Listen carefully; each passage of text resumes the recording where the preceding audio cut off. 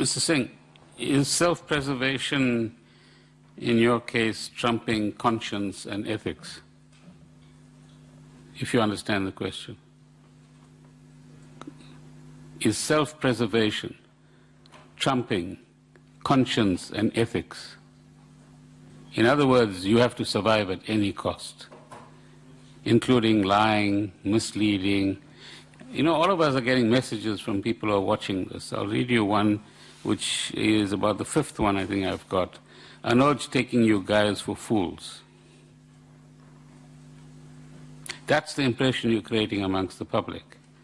So you're actually saying to South Africans, and your own family, by the way, the mother that you referred to earlier on, amongst others, that you will continue to stand here, continue to deny what you've really been guilty of, rather than own up and help the country cleanse itself of corruption. You don't feel any qualms about that. You don't think you want to change your tack. You don't think you've been poorly advised, with due respect to your lawyers. Is this in the face of all the political changes that are happening? How long do you think your story is going to stick?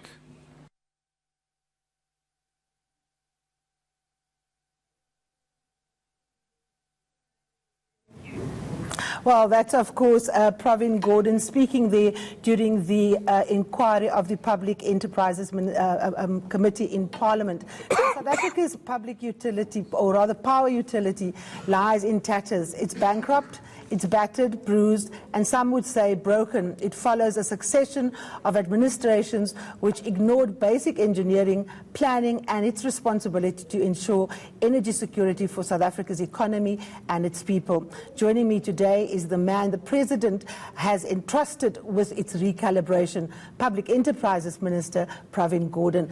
Minister Gordhan, good morning. Welcome to The Fix. Good morning, and thank you for having me, and good morning, Peter. Now, we saw from that bite there, you're talking to Anuj Singh, one of the key people fingered for the looting of the place. But you found much more than looting. You found ailing stock, you found a deficit of qualified individuals, you found Medupi and Kusile, engineeringly not working. Just how deep is the problem, and does it go beyond making Eskom financially viable? No, it certainly does, and diagnostics are always useful to give us some sense for both the nature of the problem and the seriousness of the problem. But diagnostics are there so that we can solve the problem, not moan about the diagnostic itself. So you'll recall that during that inquiry in Parliament, there was this little booklet produced. And I don't know whether your camera can focus on it, but this is the timeline of the takeover and mess that was made of Eskom during that time. It's well recorded. The roles of ministers, CEOs, boards are all clearly illustrated here. So if we sum it up, where do we stand? Yes, we have a let's call it structural, or as the President says, business model problem. In other words, currently Eskom is not generating enough money to pay for its costs, nor is it operating at maximum efficiency, a point I'll come back to. Secondly, you have an operational problem. Both you and Peter were talking about it a few minutes ago, and that means that our plants are, on the one hand, fairly old, so there's a number of the power stations, of the 18 coal-powered stations, that are beyond 35 years of age, inverted commas, some closer to 50 years of age. Medupi and Kusile were supposed to be replacements. Excuse me. And they've come with their own problems in terms of design, engineering, project execution, contracting as well, as we're learning, and we will be now putting all the pieces together to understand the nature of the problem. But the key in any business is, are you, even within the constraints that we have, are you running your power plants effectively? Do you have operators that are fully in command of the disciplines that are actually required? On Friday, I had the privilege of meeting a wide section of representatives from South Africa's engineering industry, brought together by the Engineering Council, but I think some 25 to 30 different voluntary associations excuse me, were represented there, from electrical engineers to agriculture engineers to marine engineers to piping engineers and so on. And they pointed out very clearly that unless you have the engineering discipline and every single step in that process is followed, your boilers can become a mess, the tubes can blow up, and so on and so on. So there's an operational set of issues. The third is the financial set of issues. Over this period, debt has increased from almost less than 40 billion to over 419 billion rands. Yeah. And the country as a whole needs to do something to place Eskom on a financially sound footing. And probably fourth is a skills problem. Yes. So we've been obviously talking to lots of stakeholders in the country, and quite clearly, as is a pattern in all the state-captured institutions, good managers, good technicians, good scientists are got rid of. The bad guys come and take their place. They don't mind who they appoint in what sort of position. And then others who are also equally proficient say, I don't want to work in this environment. Yeah. I'm leaving as well. And that's when our inquiries began to show us that some of the best engineers with 20, 30 years of experience, and not all of them are just white. There are also black people who've left. Yes. And who say, I don't want to be part of this unethical environment. I want my professional status to be secured and my reputation to be intact. Yeah. But they're sitting all over the world, rather than servicing get them from Eskom at this point Indonesia. in time. Absolutely. Peter, I know you, but I think it's important for us to go back to that financial issue. In 2017, Minister Lynn Brown was the Minister for Public Enterprises. Let's just listen to her quickly, assuring the public that, of course, everything is well at Eskom. I believe the interim arrangements represent a new dawn at Eskom, which recorded positive results according to its financial results presented to the AGM today. The company is in a better financial position than it was a year and 2 years ago. Eskom will announce their integrated financial statements on the 12th of July 27. I've asked Eskom's new leadership to roll up its collective sleeves and immediately address 3 issues of primary importance: the management of contracts, the conflicts of interest, and the quality of coal supplied to Eskom.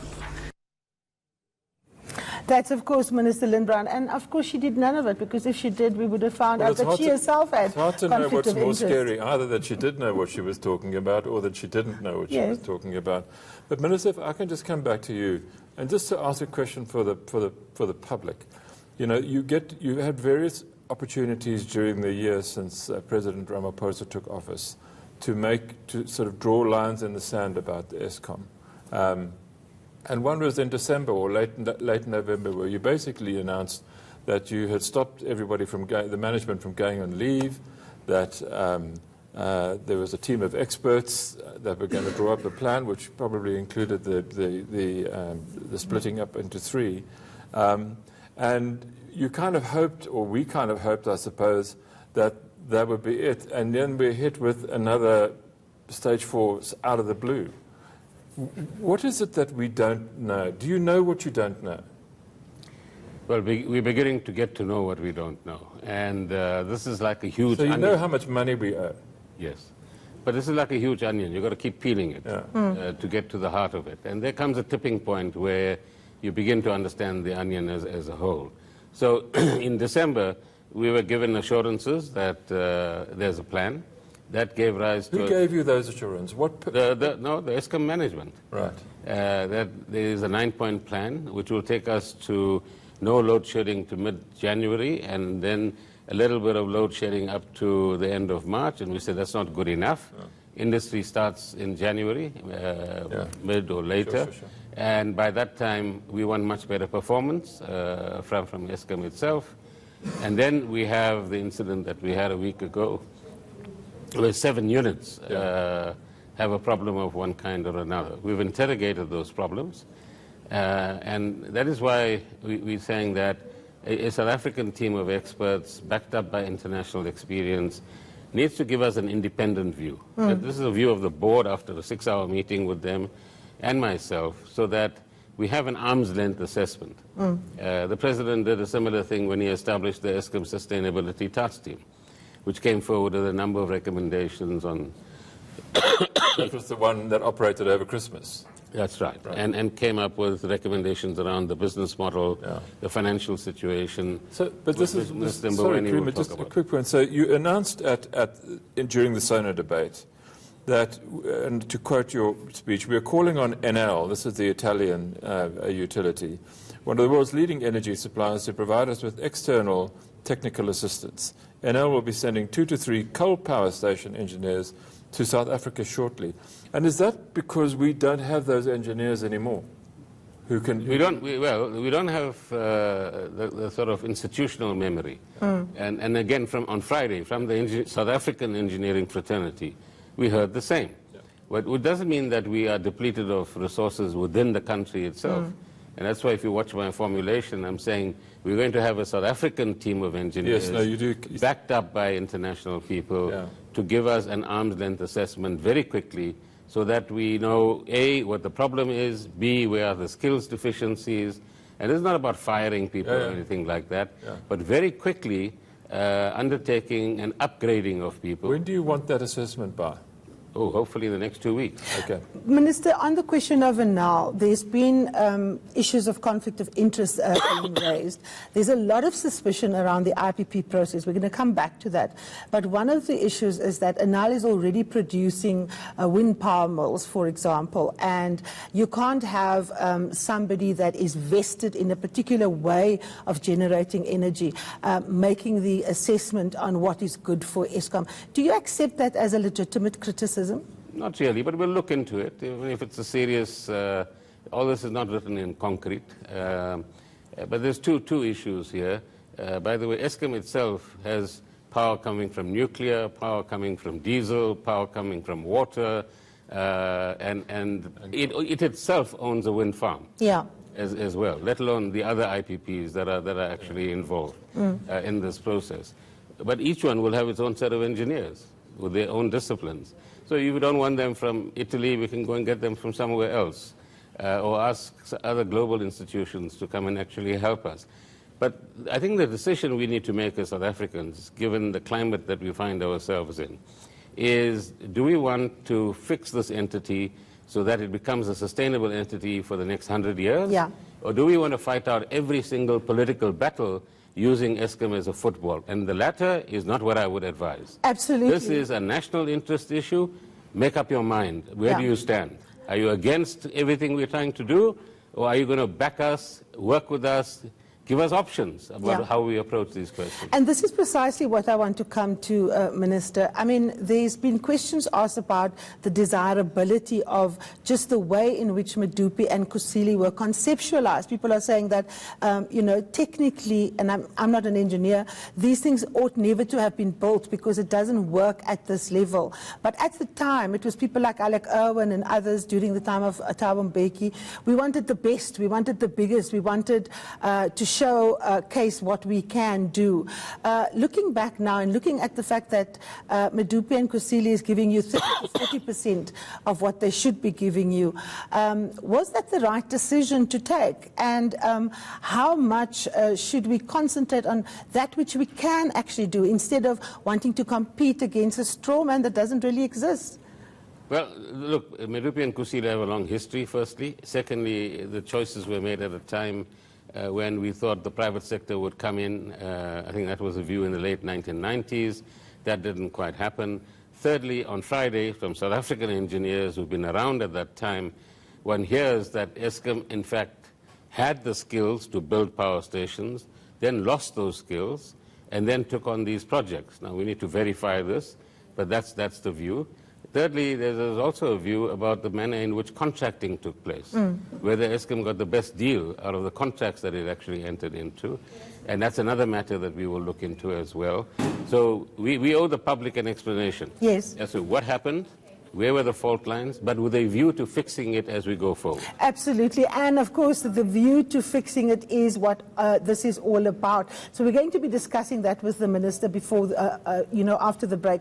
But before we go to the break, let's just take a listen to former President Jacob Zuma assuring the nation that we will never ever have blackouts again.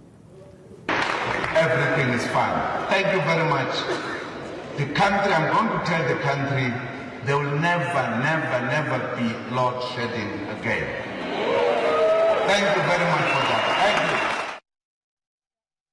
That is, of course, former President Zuma saying never ever load shedding again. And of course, in politics, we never say never and ever.